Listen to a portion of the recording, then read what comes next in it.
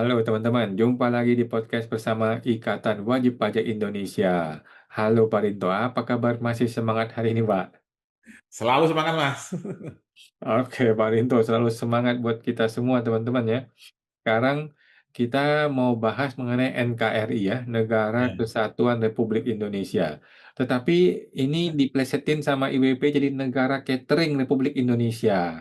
Nah, iya. ini supaya tidak salah persepsi ya, supaya jangan dianggap menuduh makar ini ya. Bagaimana nih Pak persepsinya? Mungkin ini semacam kritik nih dari IWPI. Bagaimana Pak? Ya, ini kan kritik kita menganalisa terkait dengan banyaknya perdebatan di media sosial dan media online, Mas Awan, terkait dengan proyek MBG, Mas ya, makan bergizi gratis. Kemarin yang kita ketahui ada Ketua BEM UGM yang viral ya, menyamakan MBG dengan makan berkedok gizi, gitu, Mas Awan. Dan Oke. proyek ini adalah menyerap anggaran 335 triliun tahun ini, Mas Awan, dan menyebabkan ada penambahan hutang baru sekitar Hmm. 800 sekian triliun, Mas Awan. Hmm. Dan kenapa kok IWPI kritisi? Ini karena kita sebagai pembayar pajak jangan sampai kita dikorbankan oleh program-program yang belum matang secara perencanaan. Begitu, Mas Hmm. Awan. Banyaknya keracunan, bahkan sudah puluhan ribu yang keracunan.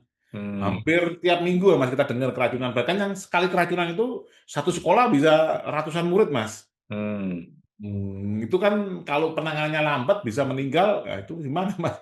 Ngomongnya bergizi tapi sampai meninggal itu kan wah sangat luar biasa. Jadi kita sebagai pembayar pajak, sebagai ini Hmm. Mas ya, pemilik kedaulatan, ya kita harus mengingatkan ini, Mas. Hmm. Ini materinya coba saya ini. Hmm. Dan ini Mas khusus konten kali ini sebenarnya saya memakai bajunya sama Mas Aman. Nah, ini Mas. Nah, ini Mas ya. Oh, pantesan ada yang baru Nah, ya kita ya. nah, ini Mas ya. Ya, ini Mas. Oke, Nah, Negara sekarang Catering pakai Republik Indonesia. Oke, baju baru nih jadi IWPI ini. Bagaimana nih Pak? Oke. ini Mas ya. NKRI Hmm.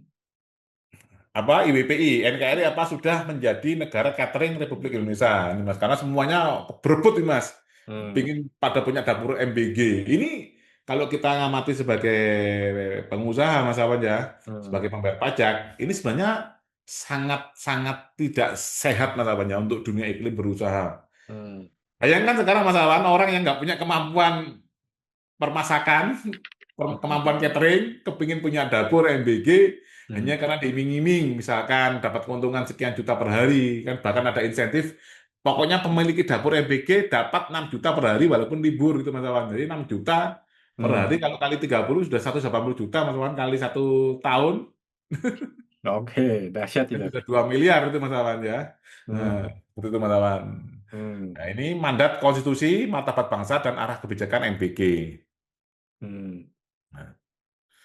Mengapa IBPI berbicara? Karena IBPI adalah sebagai rakyat pemilik kedaulatan atau warga negara, kita adalah pemilik juga dana publik, Hmm. pajak, dan sumber daya alam. Jadi yang sering ini masalahnya disampaikan bahwa rakyat itu kita sebagai pembayar pajak, bukan Mas, kita itu rakyat adalah pemilik kedaulatan dan sumber dana negara, termasuk pajak, sumber daya alam, Mas, ya. Misalkan di laut, tambang, itu Hmm. Mas. Itu semuanya milik rakyat, Mas. Oke.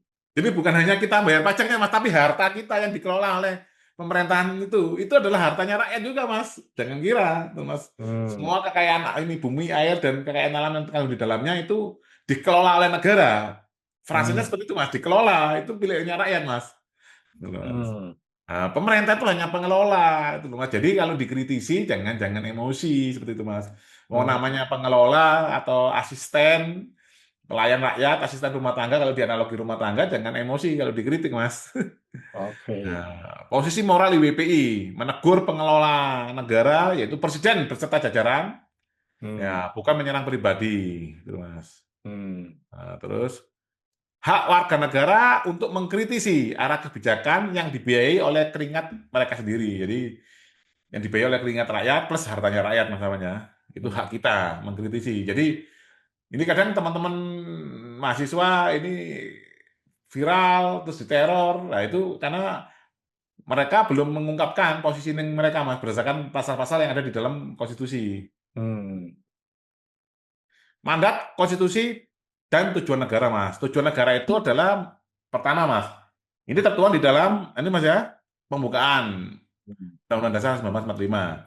Hmm. Melindungi segenap bangsa Indonesia. Yang kedua, memajukan kesejahteraan umum. Yang ketiga, mencerdaskan kehidupan bangsa. Yang keempat adalah ikut melaksanakan ketertiban dunia.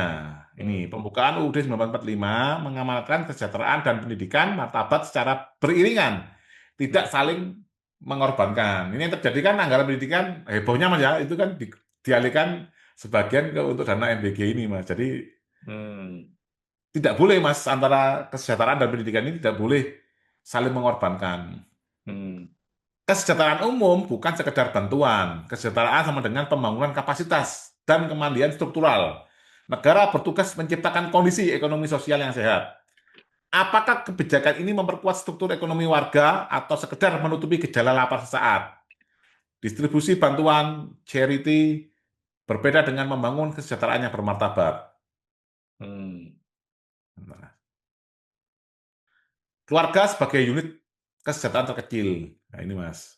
Hmm. Ini piramida kesejahteraan, Mas. Ya, ini penguatan ekonomi keluarga, nah, kebutuhan anak terpenuhi, otomatis kesejahteraan bangsa. Gitu, Mas. Anak butuh gizi, orang tua butuh penguatan ekonomi. Kemandirian pemenuhan sandang, pangan, papan harus berawal dari keluarga yang berdaya. Jangan memotong peran orang tua. Jika keluarga kuat, gizi anak otomatis terjamin, gitu, Mas.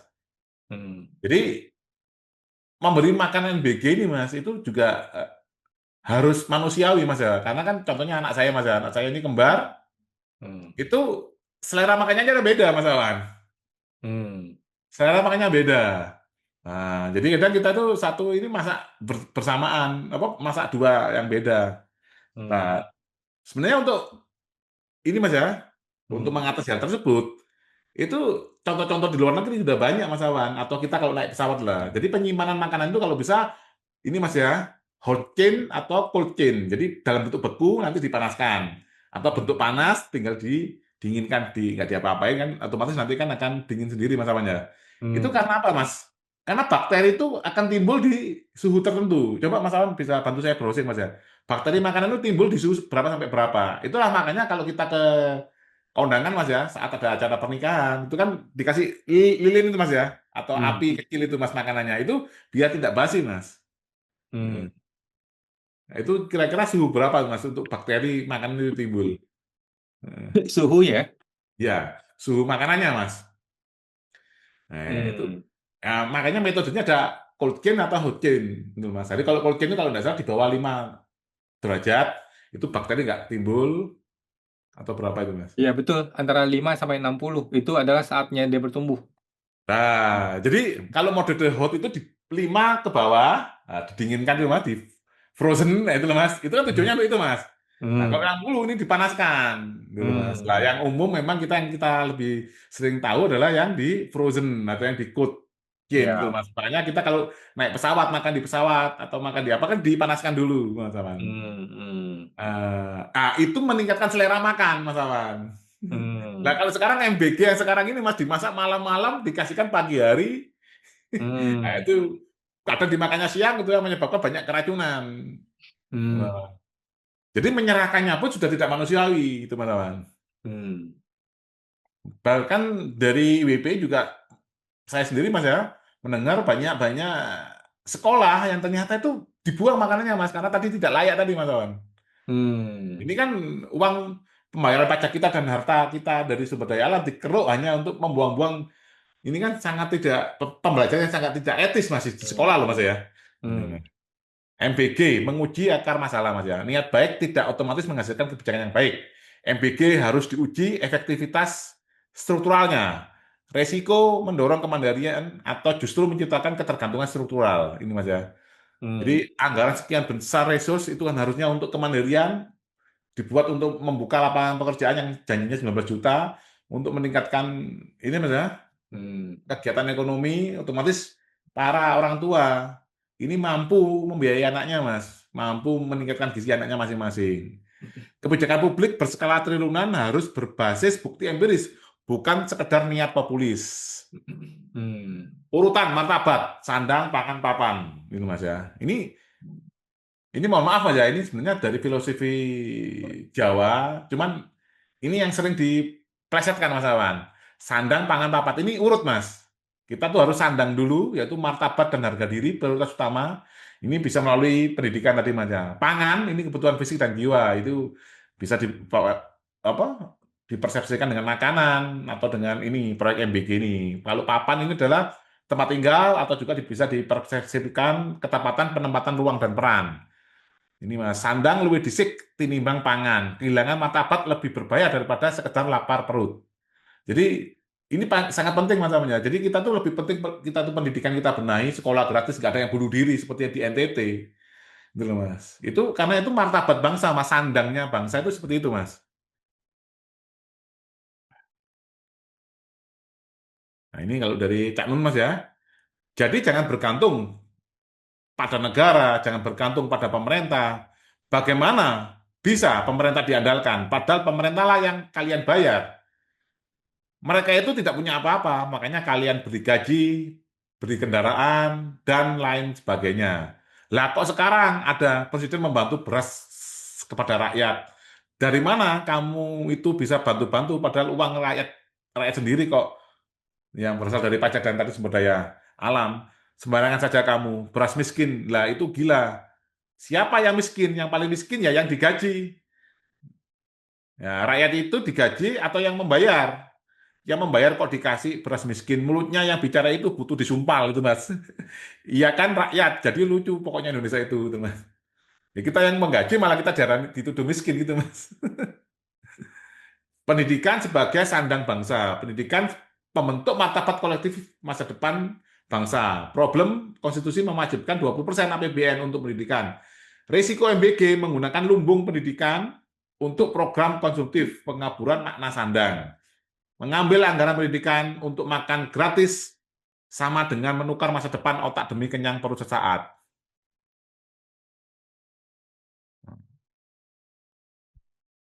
Ini Mas, ini juga kita kritisi juga ironi kata gratis.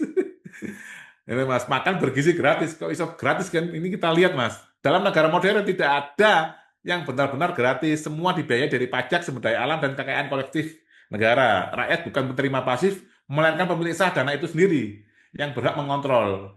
Ini bukan hadiah tapi amanah, menghilangkan mentalitas feodal bahwa bantuan negara adalah kebaikan hati penguasa. Seperti itu Mas. Ini kata gratis ini perlu dihilangkan Mas, karena ini sangat menyesatkan Mas Awan. Wong kita ini uang-uang kita dari pajak dan kekayaan alam kita, kok kita dituduh gratis gitu, Mas.